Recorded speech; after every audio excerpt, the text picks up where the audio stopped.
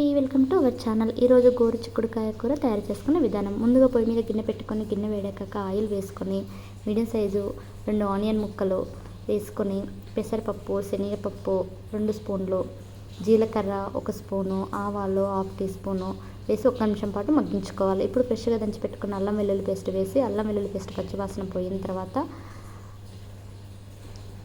ఒక ఎండుమిర్చి రెబ్బ వేసి చక్కగా కలుపుకోవాలి. ఇప్పుడు సన్నగా కట్ చేసి పెట్టుకున్న గోరుచిక్కుడుకాయ ముక్కల్ని వేసి కొంచెం ఉప్పు వేసి ఒక 5 నిమిషాలు లో ఫ్లేమ్లో మంట పెట్టి మగ్గించుకోవాలి. గోరుచిక్కుడుకాయ మగ్గిపోయిన తర్వాత 1/2 టీ స్పూన్ పసుపు వేసి చక్కగా 1/2 నిమిషం కలుపుకోవాలి. కలుపుకున్న తర్వాత కొత్తిమీర తురుము 1/2 కప్పు వేసి కలుపుకొని 2 రెమ్మల కరివేపాకు వేసుకొని కలుపుకోవాలి.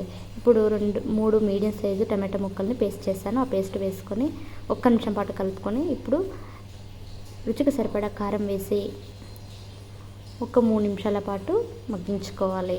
మగ్గిన తర్వాత చిక్కని కమ్మని పెరుగు 1 కప్పు వేసుకోవాలి. గ్రేవీ ఎక్కువగా కావాలి అంటే 2 కప్పుల దాకా వేసుకోండి. వెంటనే కలుపుకోవాలి. చిక్కని పెరుగు మాత్రమే తీసుకోవాలి, లేదంటే కూర విరిగిపోతుంది.